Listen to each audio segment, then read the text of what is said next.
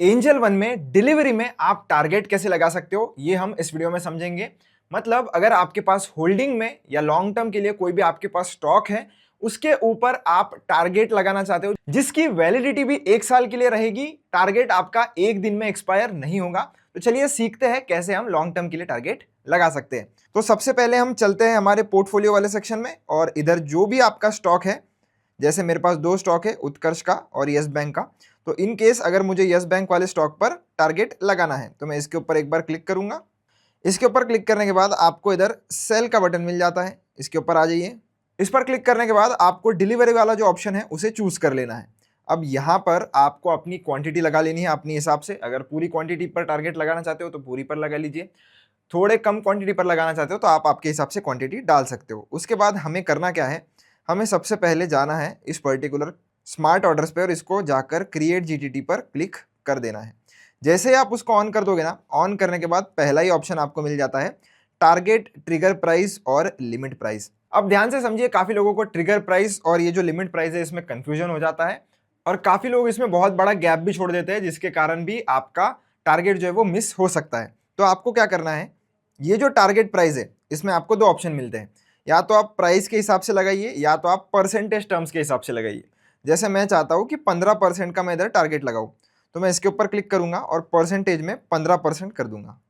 तो जैसे ही मैं 15% इधर डाल देता हूँ, प्राइस अपने हिसाब से ही ट्रिगर प्राइस सेट कर लेगी, ऑटोमेटिकली कैलकुलेट करके। आपको कैलकुलेट करने की कोई भी जरूरत नहीं पड़ेगी। अगर आप इधर ट्रिगर प्राइस लगाओगे अपने हिसाब से तो परसेंटेज ऑटोमेटिकली अपने हिसाब से कैलकुलेट हो जाएगा। अभी आपको जिस भी हिसाब से आसान पड़ता है आप उस हिसाब से लगा लीजिए। मैं करता हूँ इसको भी सेट। अभी सेट करने के बाद आपको ध्यान रखना है कि जो भी आपने टारगेट ट्रिगर प्राइस लगाया है ना, वो आपका ऐसा प्राइस है जिस पर आपका ऑर्डर सिर्फ ट्रिगर होगा। एग्जीक्यूट कौन से प्राइस पर होगा, आपका ऑर्डर एग्जीक्यूट कौन से प्राइस पर होगा, तो वो होगा इस लिमिट प्राइस पर। अब जैसे मैं चाहता हूं कि मेरा जो टारगेट है वो 23.10 पर रहे, तो मैं क्या करूंगा, अपना जो टारगेट का ट्रिगर प्राइस है वो थोड़ा उससे कम रख सकता हूं। या तो आप लिमिट प्राइस और टारगेट के ट्रिगर प्राइस को सेम रखिए। जैसे मैं इसको 09 पर सेट कर देता हूं। अब दोनों जब सेम रहते हैं ना, तब क्या होता है कि जैसे ही आपका ट्रिगर प्राइस मार्केट में आएगा, तुरंत आपका ऑर्डर जो है वो एक्सचेंज को भेज दिया जाता है और इसी पर्टिकुलर प्राइस पे आपका ऑर्डर जो है वो एग्जीक्यूट हो जाएगा। अगर दोनों में बहुत ज़्यादा गैप रहा तो इससे ये हो सकता है कि आपका ट्रिगर तो प्राइस हिट हो जाए पर आपका जो लिमिट प्राइस है वो हिट ना हो, इसलिए आपका ऑर्डर ट्रिगर हो जाएगा और एग्जीक्यूट नहीं होगा। तो इसीलिए इसमें आप गैप रखना चाहो तो 10-20 पैसे का रख सकते हो, उससे ज़्यादा आपको गैप नहीं रखना है। आपको हमेशा ध्यान रखना है कि आपकी जो टारगेट की ट्रिगर प्राइस है वो हमेशा लिमिट प्राइस से कम होनी चाहिए। क्यों? तो एक एग्जांपल से मैं आपको बताता हूं। मान लेते हैं कि आपने 100 रुपए में कोई भी शेयर खरीदा है, आप लगाना चाहते हो टारगेट 105 रुपए का। तो ट्रिगर प्राइस क्या करेगा, ट्रिगर प्राइस आपके ऑर्डर एक्सचेंज को भेजेगा। अब आपने अगर ट्रिगर प्राइस लगाया है 105.5 रुपए पे, पर प्राइस तो 105 पहले आएगी ना, 105.5 के पहले। तो ट्रिगर प्राइस आपको कितना लगाना है, ट्रिगर प्राइस आप लगा सकते हो 104.90 के आसपास, या सीधा आप 105 पर ही लगा दीजिए। दोनों सेम रखोगे तो भी चल जाता है। तो इससे क्या होगा, 104.90 पर जैसे ही प्राइस आती है आपका ऑर्डर एक्सचेंज को भेज दिया जाएगा और 105 जैसे ही मार्केट प्राइस में आता है आपका ऑर्डर 105 रुपए पर एग्जीक्यूट कर दिया जाएगा। तो अभी हम क्रिएट जीटीटी पर क्लिक करेंगे और कंफर्म कर देंगे। तो आपका जीटीटी यहाँ पर क्रिएट हो चुका है।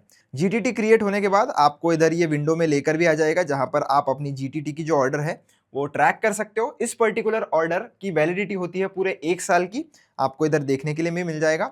1 साल के अंदर अगर ये एग्जीक्यूट हो जाती है तो वेल एंड गुड, नहीं होती है तो ये ऑटोमेटिकली एक्सपायर हो जाएगी।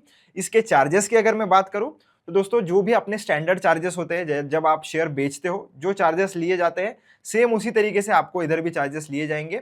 सिर्फ आपने जीटीटी लगाया है इस वजह से एक्स्ट्रा चार्जेस कोई भी नहीं होते हैं।